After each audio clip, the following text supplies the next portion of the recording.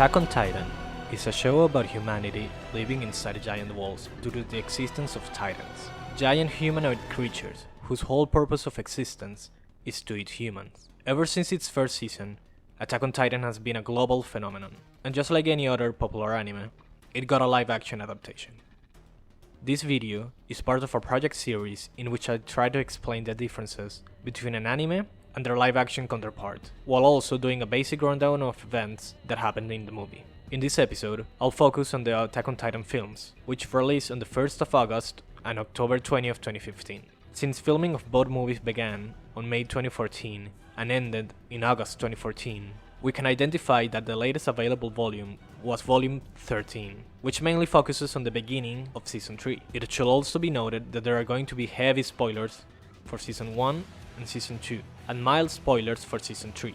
Be aware, and with that, we start. The film starts with a brief explanation about the humans' history with titans, similar to the anime. The difference is that both in the manga and anime it's told after the titans' invasion in Shingeshina. But the biggest difference that we can tell from the beginning is the setting of the films. Unlike the anime, which setting is inspired in Middle-aged Europe or early 19th century depending on the district, the film adaptations are supposed to be in current times. Instead of Europe, the setting now is current Japan, hence the technology and the building ruins. Another thing is that like the anime, it's somewhat inspired by steampunk, but it pushes it a little beyond. Continuing with our characters, movie starts with Armin, unlike with Eren and his dream about titans. Another big difference is that unlike the anime, in the film the characters are not little kids. In the manga they are around 10 years old at the beginning of the story, and 15 when they join the military. Live action characters are much older. It's not stated how old they are though. Armin's parents are alive in the movie, and he is sort of an inventor. Unlike the anime, where his parents are dead and he's just a pretty smart guy. Mikasa and Armin found Eren at the top of a dot bomb, and the one important aspect of the movie is that Eren is a fucking dick. They learn about the sea because of a painting in the bomb, unlike the anime, which they found it in a book. Eren is interested to check the wall. It looks like in the live action the towns are inside the wall, not boarding outside the main walls like in the manga. The walls look more industrial, more man-made than the anime. The scarf that Eren gives Mikasa is red just like in the anime, but in the manga it's black. Also, the reason he gives the scarf to Mikasa is just because she's cold, unlike the anime, where not only is that, but also represents a way of protection towards her. It is stated by Armin that due to a bomb in the past, only titans can survive outside the walls, unlike the anime. In fact, the scout regiment doesn't exist for the moment in the film. Also, Eren doesn't believe in the titans, saying that they are only a myth, when in reality they have a real presence towards the citizens in the anime. The garrison finds the gang, and after a fight, they are ready to execute them in the spot. But a character like Hannes appears and saves them. His name is Suda. He's similar in some points to Hannes, but in reality, he's just an original character. Suda says he was a friend of Eren's parents, just like in the manga. Suda explains to the gang that the government is creating a new faction called the Scout Regiment, and before Eren responded about his involvement, a giant explosion storms and the wall starts to shake. The Colossal Titan appears, similar to the anime, but instead in front of the town of Shingeshina. It's near a garrison base. It takes just one kick for the Colossal to destroy the wall, but in the movie, it takes several to breach it. Keep in mind, the wall is like 4 meters apart of the gang. It is literally breaches in front of them. Debris falls into the town just like in the manga, and the Colossal disappears.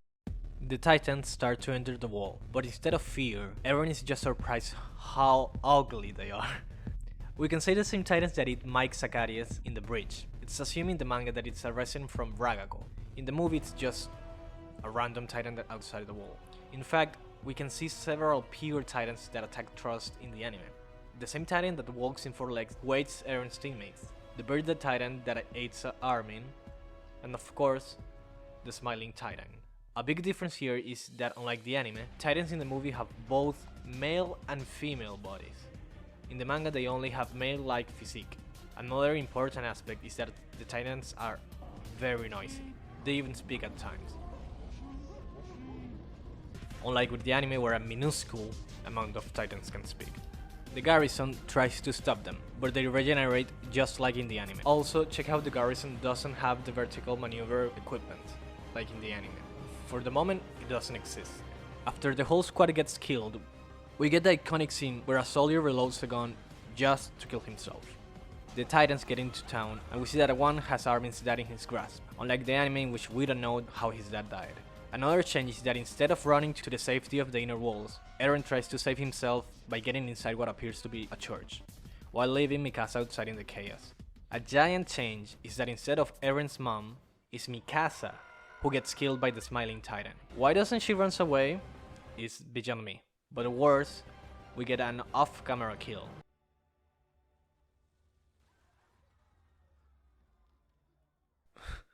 Okay, I wonder if she comes later, just like the promotional material appears to show. Eren survives the attack by what I assume is the power of movie magic, and the invasion ends. The Armored Titan doesn't appear like in the anime. Time skip. 2 years passes, unlike the 5 years in the anime. Eren is already a scout regiment soldier, not just a trainee like they show. A map is shown of the world, and not only is confirmed that there are not towns outside the walls, but also the walls are not named. It's explained that the town Eren is from is called Monsen, and it appears that the attack came from the northern side of the walls, not the south. Now, I have to tell you, what happens onward is film original material. It's nothing like the anime, but it shares many elements from the upcoming arcs. Hanji So appears and starts to talk about the invention of the vertical maneuver equipment, VME for short.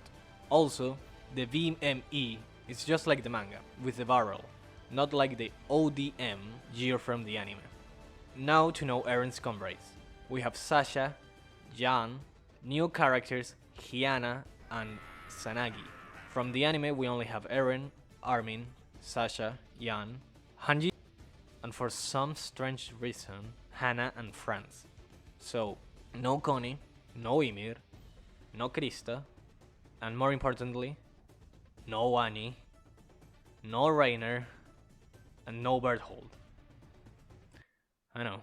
Shortly, Armin explains what's the master plan of the regiment. Quote unquote, master plan.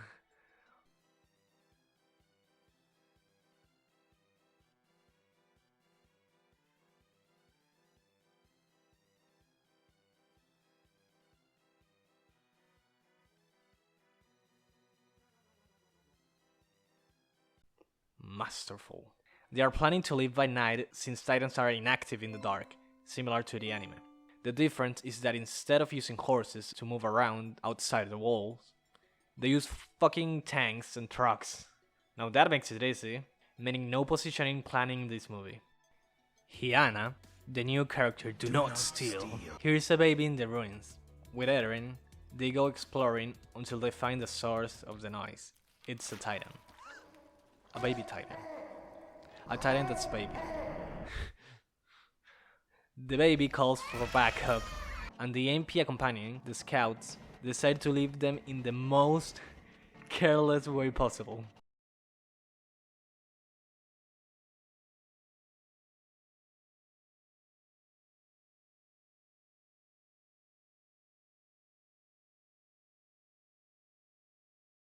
Senagi, in one scene, pulls a whole ass titan by pure strength alone.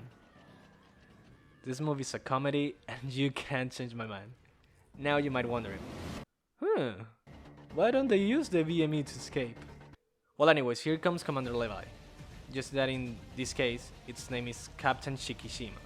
Like Sora, he's an original character that's based on one from the manga, in this case Levi. Oh, and Mikasa appears and kills another titan. Apparently she lost her memory. Eren and Jan fight, as they do. And later, Eren asks Mikasa what happened to her. She tells him that she was eaten, and then says the iconic, "It's a cruel world." It's not that she forgot about him, she just hates his ass. Then Levi comes to the scene and makes it really fucking awkward for both Eren and the audience watching the film. Don't worry though, because Eren gets some action with Hyana, in front of Hannah and friends. Don't worry, they don't mind. But shortly after that, a titan attacks, and Hyana gets eaten. Okay. Bye. With some battle sequences, we get the iconic scene where Hannah tries to save Franz. The only difference is that instead of disappearing of the series, she in a fit of rage hijacks the truck containing all the explosives to seal the wall, and dies in an intent to kill all the Titans. It doesn't work. Eren gets angry and starts going on a rampage, while Shigeshima coaches him, but he gets attacked by the same Titan that eats his leg in the anime. Remember him? Yen gets trapped in a roof, and instead of using the VME and kills the Titans surrounding him, the scouts start to distract them for his escape. Oh yeah, and Armin gets yanked.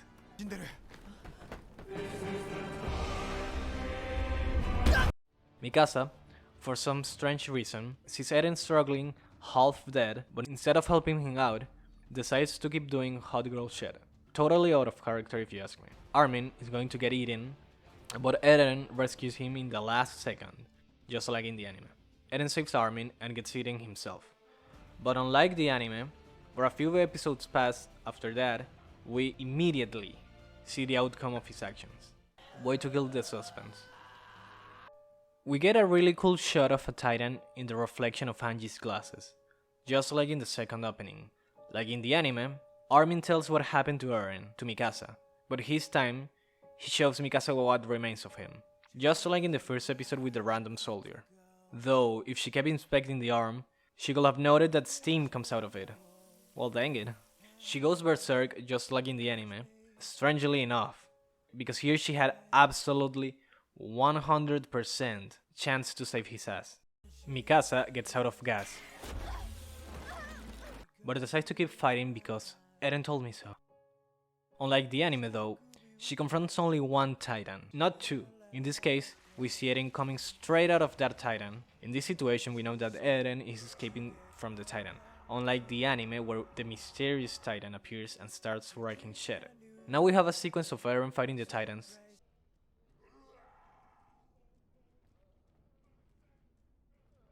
until they decide to leave. We have a similar scene of Eren trying to harm Mikasa like in the anime, but she tries to console him. I just wonder how does she know this weird Titan is Eren? But it doesn't matter because look, instantly Eren falls and quickly Soda says that we have to be quick if we want to save Eren.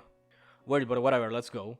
Unlike in the anime, where Eren gets out by himself, Mikasa gets him out through the net. I still don't get it though. How they knew the Mysterian Titan was? Oh. Huh. Looks like the movie ends here now. Okay. Now, I could continue to explain what happens in the part 2, but I don't really want to make my first video so long. I'm already making a part 2, so this time I'm going to explain why the film is so different from the source material. Apparently, the development for a film adaptation of Attack on Titan started as early as 2011, even before the anime adaptation. But as time progressed, Isayama decided that while the film was still to go, he wanted to be a different version of his story, a standalone tale if you will. Hence the modernity and the new characters and development of the story. Anyways, I'm going to end it here for now. Part 2 will come. Thanks.